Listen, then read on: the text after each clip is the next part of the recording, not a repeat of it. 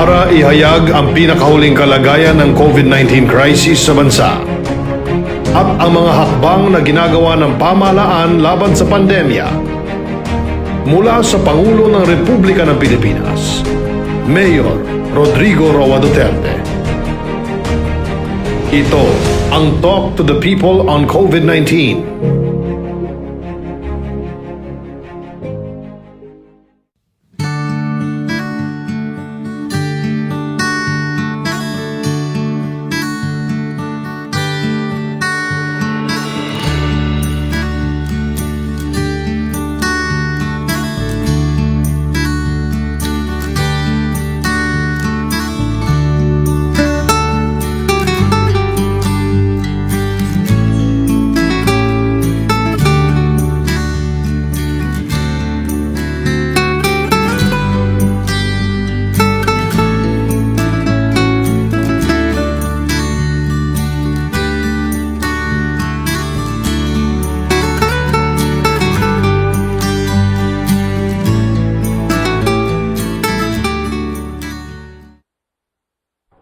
My countrymen, we are here again in a meeting which will be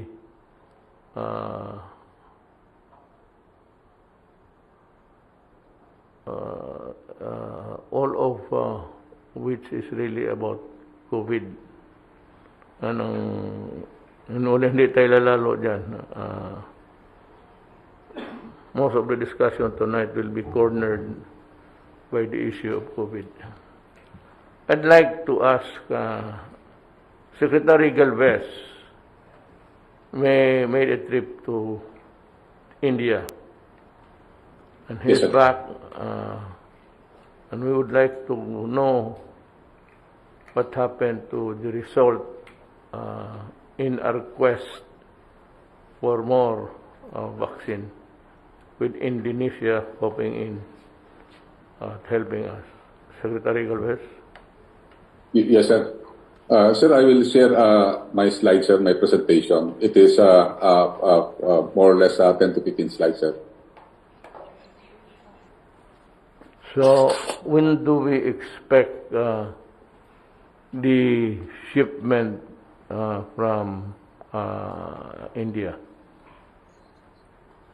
Sir, it will be by third quarter po, sir. But I will wanted some explanation, sir, pertaining sir, the deliveries of our different vaccines. If you will allow, Mr. President, that I will present in order po, sir.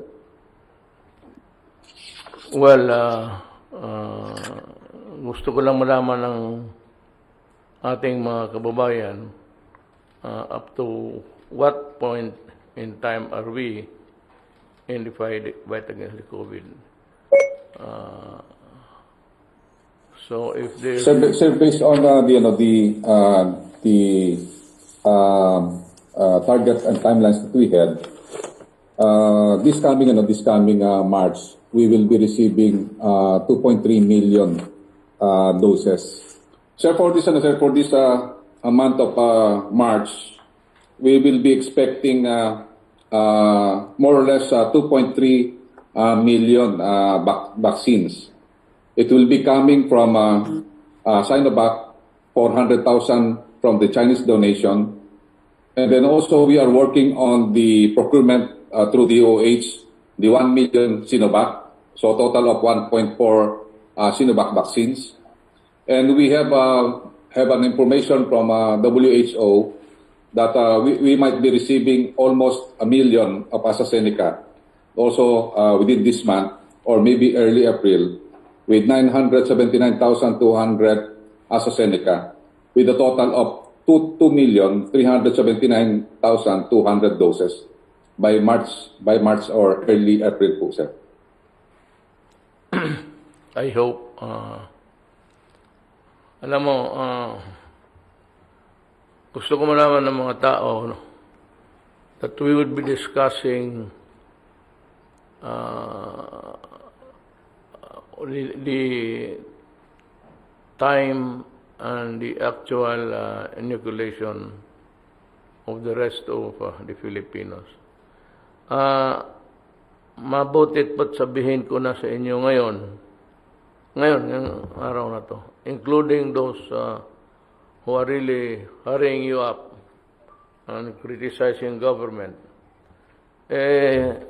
Sinabi ko na nga if they want to join the lady, they can negotiate and I will honor it if they can have a vaccine sufficient for our need. Mga kababayan ko, hanggang ngayon, wala pa tayong sobra. Ibig sabihin, walang dumating except those donated. Yung ginawang donasyon lang ng China pati sa WHO. Walang bayad yun. Si Secretary Galvez pumunta ng India at maroon siyang negotiation. He says that it was a very good one and we can expect delivery in weeks. Ganito ang tanong ko. Kasi talagang apurado ang lahat naman. Meron tayo nandyan ngayon intended sa pangalawang injection. Kasi dalawa yan The booster would follow in so many days. Yan hindi pa nagagamit kasi ang second booster ang problema niyan, madali yan sabihin. How about those needing already the second dose? There's a problem there. Sabihin mo, gamitin na muna para sa first dose na hindi pa na bakunahan. Well, that's good. But the problem is, the second dose would come from the future deliveries. Okay yan. Ang problema, ang next problem is baka hindi dumating. Ano ngayon ang on time? I'm sure that everybody, especially the World Health Organization, must know our quandary na gagamitin natin. We assume that the 525, sir. 525,000 doses. 525. Kung gamitin lahat yan, paano yung ngayon na-injectionan ng Sinovac? Kasi ito man ang pinakamarami. Kung kailangan nila in the interim between the period of the delivery of the vaccines and the due date of the second inoculation, second vaccination. There's a problem there. Yes, you can. Magandang gabi po, Mr. President, Senator Bongo, Chair of the Committee on Health, and Yusek Bernie Flores, and all the IATF members. Sir, yung pong sa Sinovac, talagang nakatabi na po yung second dose. For the simple reason that the interval between the first and the second dose is only 28 days. After 28 days, after a person was given the first dose, susunod na po yung pangalawang dose 28 days later. So nakatabi na po yun. Wala na po tayong problema sa Sinovac. Yung issue na lang po ay sa AstraZeneca na ating pong tinanggap sa pamamagitan ng COVAX facility. So 525,000 po yan.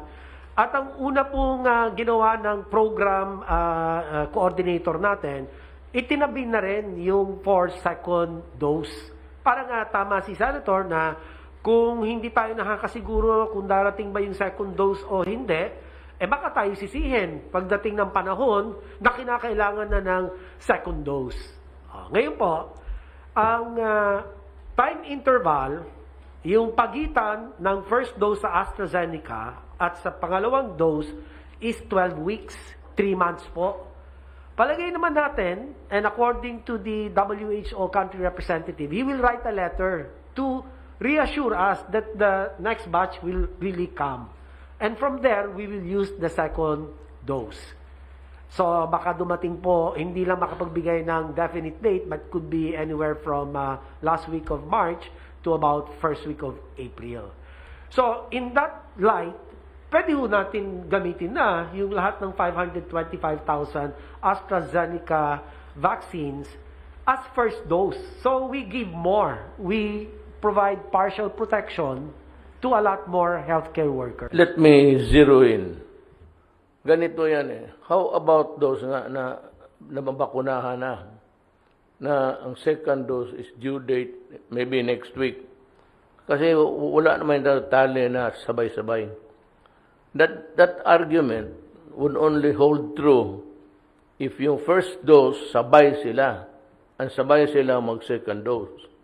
Ang problema, yung naturo ka na at kailangan na nila ng second dose. Yun ang the second dose is critical here. If I may, Mr. President, yung pong sa Sinovac, wala na po tayong problema kasi talagang meron second dose na nakatabi. We already programmed it in such a way that they will receive their second dose 28 days post first dose inoculation po. Because kahit na may nauna, say kung March 5 may 1,000, March 6 may 2,000, March 7 may 20,000 na nabigyan ng first dose ng AstraZeneca, you will count 12 weeks after the first dose. And there's a huge time difference for the AstraZeneca between the first and the second dose per the protocol. Yun po yung indication ng AstraZeneca. Hindi po naman kasi lahat ng mga bakuna pare-pareho, sir. Yung Sinovac, kailangan 28 days turo ka, second dose, sir. Sa AstraZeneca po, 12 weeks. Ngayon, bakit po maganda na gamitin na lahat yung 525,000 as first dose so we can cover more healthcare workers and frontliners? And ma-resolve din po natin yung problema ng AstraZeneca na short shelf life. Ibig sabihin, sir, after 3 months, expired na yung bakuna. So by giving it, sir, as first dose, we solve that problem as well. Okay. Yes, sir. Yun lang. Magandang yung solution. I said we go back to the same predicament of the delivery on time. So kung talagang if the manufacturers who sold us the vaccines would be true to their word that the vaccines will be there and can be vaccinated to people on time. Secretary Galvez. Sir, Mr. President, sir, I agree with Secretary Duque. Dahil po, nabigyan na po tayo ng warning order ng COVAX, ng WHO, na may padating na po na 979,200 na AstraZeneca this coming March 22. So yun po, kung magkakaroon po man ng delay, baka po first week ng April.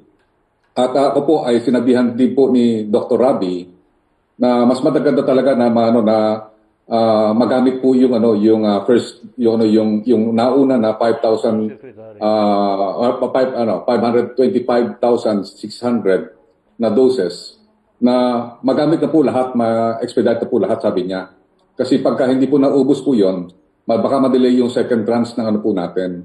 So ang sinasabi niya po ay talagang darating po ang AstraZeneca na this coming May, mayroong 4.5 million darating pa ng AstraZeneca at yung sa pangalawang tranche po ngayon na binigay po sa akin na information ni Director Atoy ng DOH is 979,200 po ang darating this March. Ito po ang pinaka-latest information po. So, ang recommendation ko po ay support the recommendation of Secretary Duque na mas maganda po na maibigay po natin as AstraZeneca dahil meron po tayong taktaw na more or less 3 months po. Well, we are only hoping that these things would come to pass. And pati yung COVID mismo. But we cannot be really cocksure on that. So, we do not leave any room, any space for in lapses sa ating drive against the COVID-19. Ilan ho ang available? Ang available po na dumating mga 525,000 doses for AstraZeneca. And many of these have already been deployed to the various healthcare facilities. At yung pong for second dose, pwedeng ilipat natin or ibigay to more people as first dose, Mr. President. Pwede pa pong i-report ko po yung COVID situationer po natin, Mr. President? Yes, go ahead. I have about 14 to 15 slides. I'll make it quick, sir. Thank you, sir. Magandang gabi po, mahal na Pangulo at sa akin po mga kapwa kalihim. May dalawang bahagi ang amin pong pag-uulat sa inyo ngayong gabi. Magandang gabi po sa taong bayan. Una po ang atin usual na COVID-19 situationer. At ikalawa po, magbibigay kami ng updates on our biosurveillance. Sa COVID situationer, ito po yung mga pangunahin mensahe natin. Yung pong pagtaas ng mga kaso ay patuloy at ito po ay natukoy dito po sa lalong-lalo na sa National Capital Region. Meron na pong dalawang rehiyon na asa high risk. Ang kanila pong risk level classification. Ang ibig po sabihin nito ay either yung kanila pong attack rate per 100,000 population ay lumampas na po ng 7 per 100,000. 7 na kaso per 100,000 population. Or yung kanila pong laki o itinaas ng porsyento ng kaso sa kasalukuyan 2 linggo ay umabot na, lumampas na po sa 200% kumpara noong nakaraan ikatlo at ikaapat na linggo. May apat po tayong mga ibang rehiyon na andun po as a moderate risk. At sa NCR po, may 2 cities at critical risk and 12 po at high risk. Yung pangalawa pong mensahe natin, habang tumataas po ang kaso ng COVID-19, sinisiguro po ng pamahalaan lokal at pamahalaan nasyonal na sapat ang ating pong kapasidad pangkalusugan. At kung meron pong mga pagkukulang, andyan naman po ang national government na magbibigay po ng karagdagan tulong o suporta para po mapalawig ang kanila pong health systems capacity. Ang CAR, ang NCR at ang Region 7 ay may mataas po silang healthcare utilization rate at 56%, 49%, and 47% respectively. Pero sa ganoon bilang, they are still considered as low risk classification. At 6 po ang as a high risk and 5 moderate risk areas dito po sa mga iba't ibang region in terms of healthcare utilization rate. Pangatlo po mensahe, ang kaagaran, kilos o aksyon ng mga LGU and the national government ay talagang ginawang mabilisan at agresibo. At kailangan matustusan po itong mga hakbang na ito para maputol ang kadena ng hawaan at masiguro natin na ang kanila pong inilatag na mga pamamaraan o mga hakbang ay talaga pong magiging epektibo para mapababa ang kaso ng COVID. Ito po ang ating mga pangunahin na mensahe. Sa pangalawang slide naman po, ngayon, ika-15 ng Marso, meron na naman po tayo nadagdag. Tumaas na naman po ang ating kaso to 5,404. At sa 5,404 na naidagdag sa ating pong mga kaso, 2,842, pinakamarami, ay mula po sa NCR. At 859 naman po galing sa Region 4A. At 425 naman po sa Region 7. At ang balanse ay ito po ay nasa mula po sa mga iba pang mga rehiyon. Para naman po sa atin, active cases, ito po sa bandang kaliwa, meron po tayong 53,479 or equivalent to 8.53%. Ito po sa kasalukuyan ay nasa mga ospital, naka-isolate po sila. At out of the 53,479, yung 51,937 or equivalent to 97.12%. Ito po, sir, puros karamihan, mga mild cases, mga 90 to 92%, tapos ang asymptomatic about 4%. 2 to 4% or moderate. At 1,540 naman, equivalent to 2.88%, ang mga severe, o ito po yung mga malubha ang kanila pong kalagayan at nasa ICU. Ang atin naman pong recoveries ay 560,577, almost 90% recovery rate. Mataas naman po, napapanatili natin na mataas ang recovery rate. Gumagaling naman po sila. Matapos silang magkasakit ng COVID. Ang deaths po natin as a total 12,837 from the beginning of the pandemic at ito po ay 2.05% of the total cases ang case fatality rate. Next slide. Ito po nakikita natin na talagang malinaw na malinaw. Tumataas na po ang mga kaso. Kung makikita natin yung last 1, 2, 3, 4, 5 graphs, bars, makikita po yung pagtaas ng mga kaso. At yung red broken lines, no, pinapakita na malapit na pong umabot doon sa atin first surge nung nangyari July, August, and September. So, kinakailangan ho talaga mahinto itong mga kasong ito at kung hindi po ay baka lumagpas pa tayo, mas mataas pa doon sa atin July-August peak of COVID cases.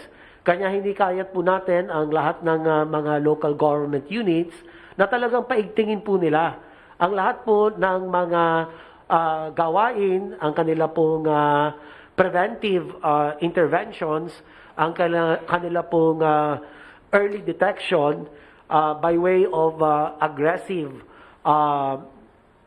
case finding, active case finding. Hanapin na po nila sa mga komunidad sa tulong ng Barangay Health Emergency Response Teams, yung pong mga tao na nagpapakita ng sintomas.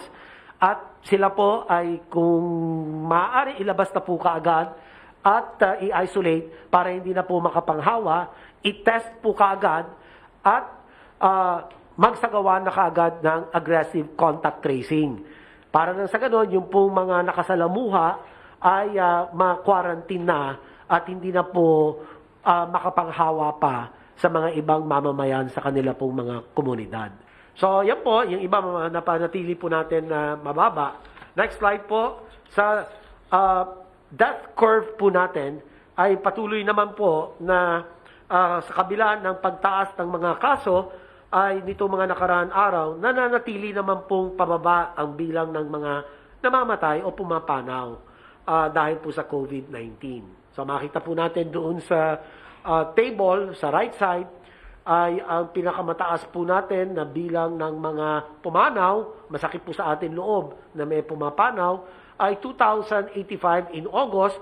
At kung titignan nyo, ang mga susunod na mga buwan ay tuloy-tuloy na halos ang pagbaba. Except for January, medyo tumaas ng kaunti, pero ganun pa man, yung trend, pababa pa rin. And doon sa last column po, makikita yung average number of deaths per day. Makita natin from March 1 to 14 ay 9 deaths ang average per day. Kumpara po sa peak nung August ay 67. So kahit na po tumataas ang kaso ngayon at kinakailangan po talaga gawin ng lahat para matigil ang mabawasan ang pagtaas ng mga kaso, pero okay naman po at least in a way yung ating pong deaths ay napapababa po natin. Next slide. Ang huli na lang po ay ang aking pong mga updates, Mr. President, on the biosurveillance. Base po sa ating kabuuan na isagawang whole genome sequencing ng 4,160 samples, karamihan po yung 24%, ay yung sa una, B.1.63, yan pa rin po ang dominant na namamayagpag na variant, yung Hong Kong lineage. Ang katumbas po nito, 24% or 1,002 samples positive for the Hong Kong lineage out of 4,160. Ang tanong ho, paano UK variant? Ano ba lagay ng UK variant sa atin? So, of the 177 samples na natanggap, 4% po nagpakita ng UK variant, no? At hindi naman po ito tumaas nitong mga nakaraan na ilang linggo. At ang sumunod po naman dito ay yung P3, B1.1.74, tsaka B.1.1.29, 2% each. At tsaka yung South African variant na B1.351, 2%. At dito po makikita natin na hindi naman po tumataas ng ganun kabilis ang porsyento ng mga variants of concern katulad po ng UK variant and the South African variant. So, ang most common pa rin, yung Hong Kong lineage, at 4% of samples naman, yung positive for B117 variant, 2% of samples positive for B1351, ito yung South Africa. At yun naman pong isang na-discover, natukoy, isang sample na nakitaan positibo with P1 variant. Ito pong P1 ay yung Brazilian variant. No? This represents a minuscule 0.02%, Mr. President. So next slide. Ito na po last slide ko, Mr. President. Pinapakita lang po na kung saan naman nagkaroon ng mataas na bilang ng COVID cases sa NCR at saka sa CAR, doon din naman nakita na ang mga B117 or UK variant. No? We don't know if this is a factor that has influenced the increase in the number of cases in the NCR and CAR, or is this a coincidental finding, or it is among the several possible factors that have caused the spikes in COVID cases. So, ang tingin po namin, ang mga sumusunod na mga kadahilanan na tumaas po ang mga kaso, number one, increased mobility. Dahil po nagluwag tayo ng ating mga quarantine restrictions. Pangalawa, binuksan po natin ang mga malaking bahagi ng ating ekonomiya. At dahil po rito, ang mobility tumaas, ang transmission rate tumaas, ang contact rate tumaas. Kanya ito po ang mga kadahilanan na kung bakit sumipa po ang ating mga kaso sa NCR and CAR and also in the other regions. Ito po yung B117 na andyan po nakita, 39 cases out of 1,023 sa NCR, then 41 out of 456 in CAR. At ganoon din naman sa South African variant na B.1.351, makikita 64 or 6.3% of 1,023 sa NCR din. Ano po? At sa Region, ano ba yun? Hindi ko mabasa. Region 2. Region 7, Region 2. Oho. Yan, meron din po 400, pero hindi naman kasi 1 lang ang nakitaan ng South African variant sa Region 2. At ganun din sa Region 10, out of 61, meron pong isa na nakitaan. So, by and large, napakamaliit po ng porsyento nitong South African variant na nakita po sa mga iba't ibang mga rehiyon. So, other than the Hong Kong lineage na 24% of all the samples sequence, yung B117 pa rin ang variant of concern natin. Dahil nakikita po natin siya na although maliit ang porsyento, pero tumataas din dito sa NCR and CAR. Yun lang po, Mr. President. Handa po akong sumagot sa inyo pong mga katanungan. Salamat po. Let me explain to the people in simple terms. Yung bakuna, it's the mask. Ilang gamit lang yan. But yung iba lumang-luma, isang buwan na ginagamit because they did not have money to buy. We have to provide the mask for everybody. Kung yung tao walang pera mabili ng mask, how do you expect compliance from him? So, it's good. I think the ILG again, the barangay captains, makatulong po kayo. Same, you have the same data sa mga tao kung sino yung nabakuna, sino hindi. So, para yung iba, when they buy a mask, it can be worn for so many days only. And the property of the mask is lupay-lupay na. So, kung kailangan na we ask the people to comply, we also look into the possibility that they cannot buy it.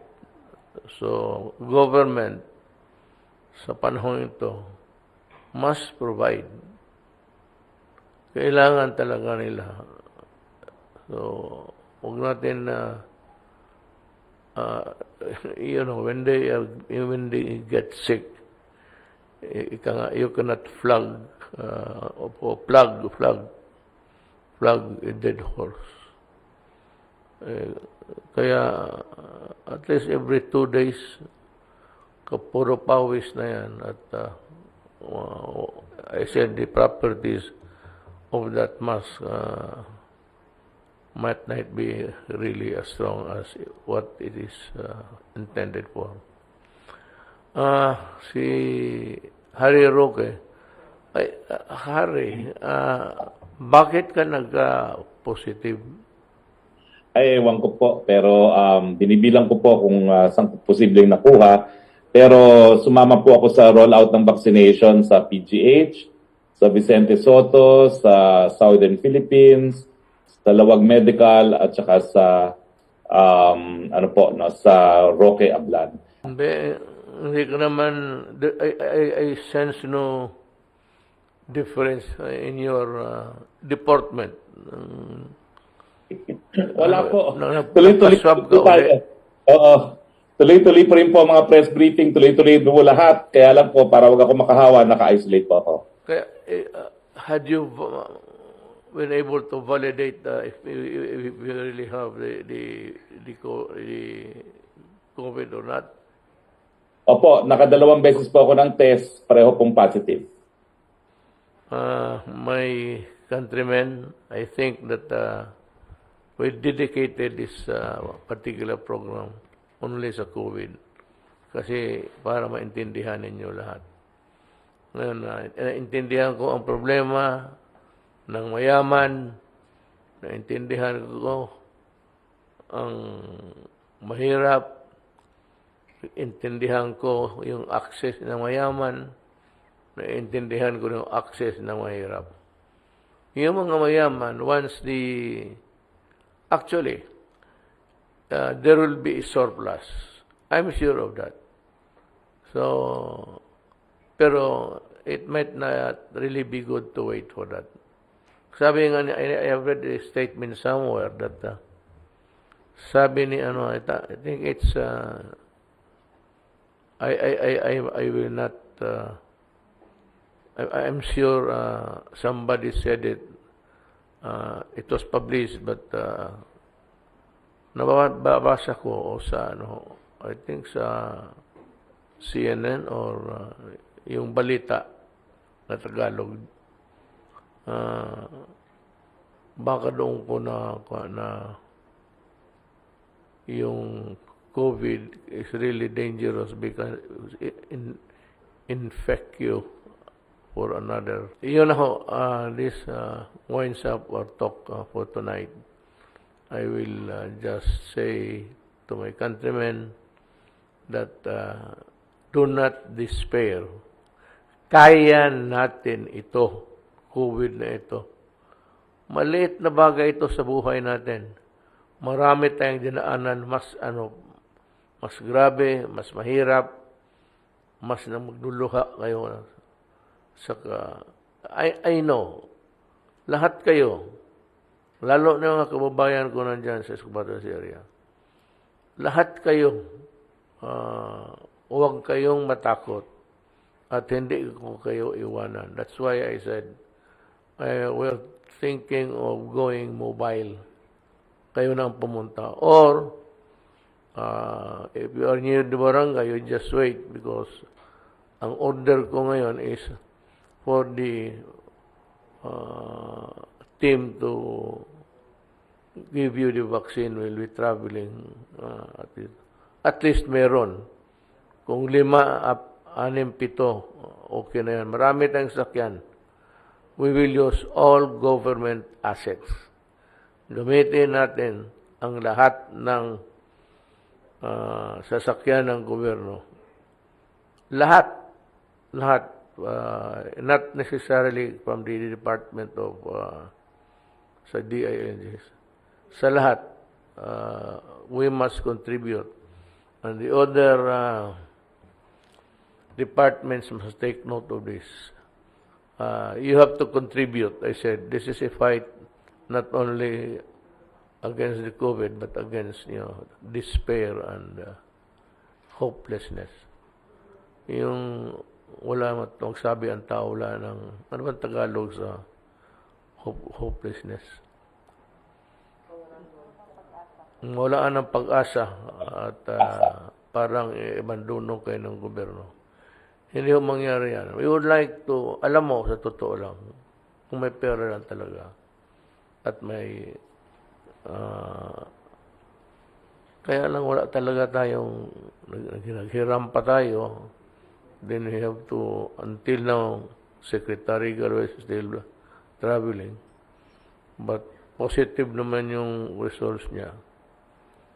So, okay lang na maghintay-hintay lang kayo ng sandali.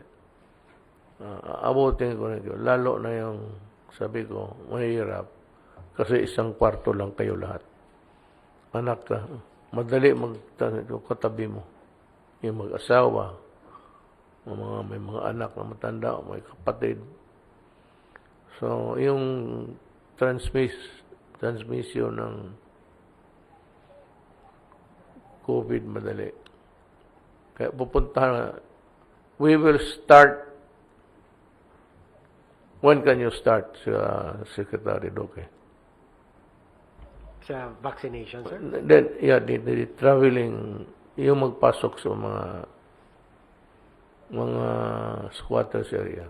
Sir, pagka nagkaroon na po tayo ng sufficient na vaccines, they are going to be prioritized as per your instruction, Mr. President. Kung magdating na sa matapos na yung health workers, yung Senior yung citizen, matatanda, sir.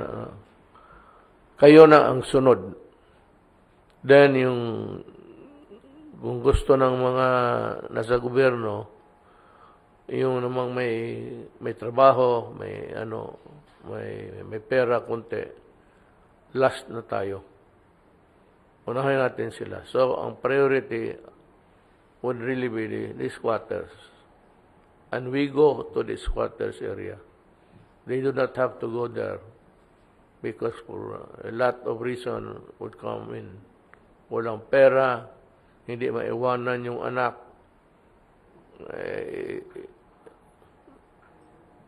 Isa lang ang naghanap buhay.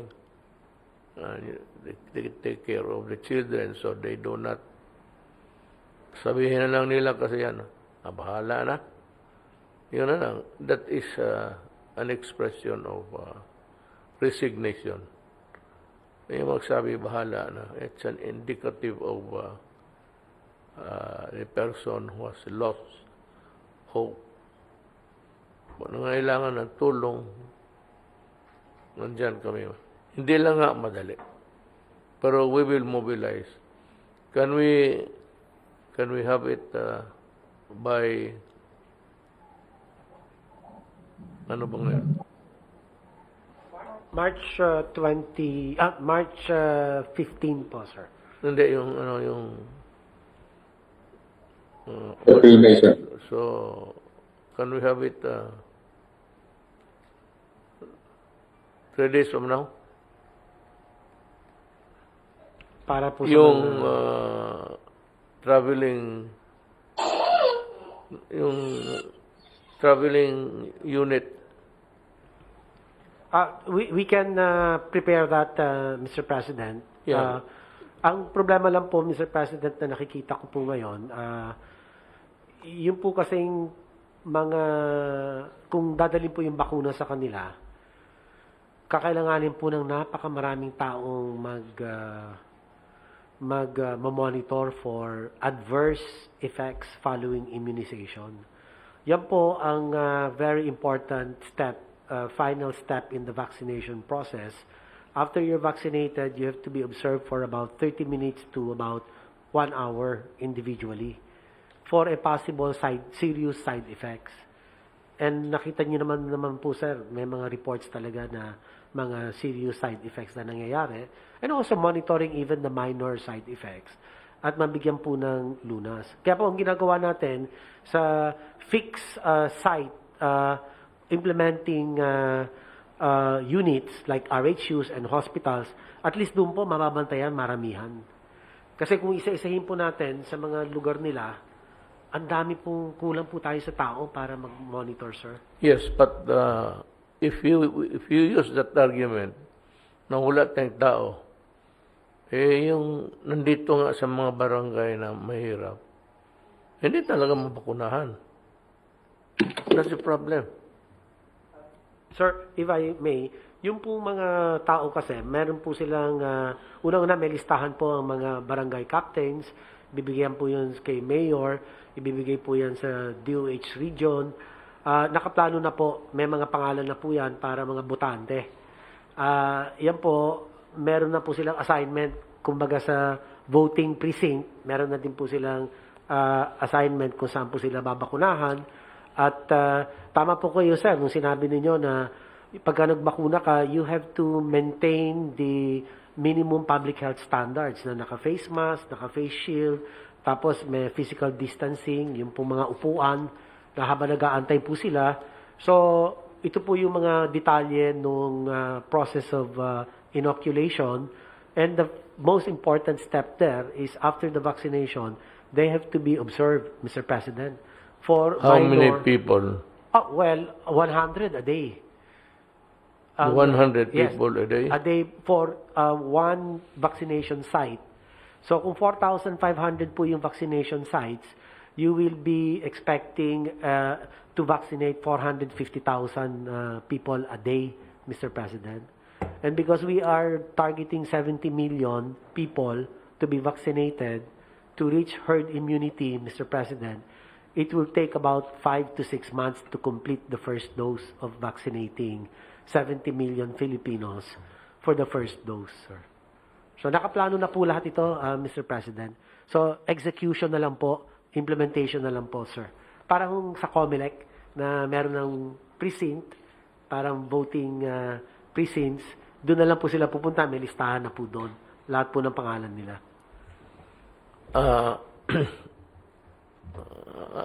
I'm satisfied with your answer, but the problem is, I said, there are those ganito who will take care of that problem. Yung hindi makaano. Either we provide the transportation, will rent social distancing lang rin. How many trips a day? We will compute, sir. Dito ng Metro Manila, pasok sila sa, for example, Tondo. Tapos dito sa Santa Ana, marami rin. Pupunta na lang doon at doon na just make sure that I said the integrity of the vaccine is not compromised. Baka mishandle, misplace, mismanage yung team, then there's always the danger that the vaccine given will be put to a naught. Yun ang ibig kong sabihin. So, with that, the Secretary, Mr. Senator Bongo, Secretary Galvez, and have I mentioned everybody? Yeah, I mentioned him already.